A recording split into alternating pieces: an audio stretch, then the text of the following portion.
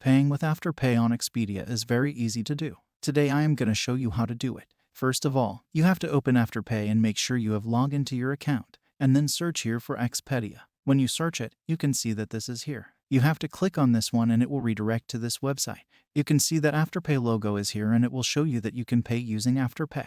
Now you have scrolled down and you can see that there are many flights available. So select one of these. So click on this one and it will redirect to the next page. Here you can see that there are also some items available. You can select according to your choice. So select one of them and here you can see that I have selected this one. Here you can see that booking area and here you have to send the payment. So now you can scroll down and here you can see that we use secure transaction and this is Afterpay selected.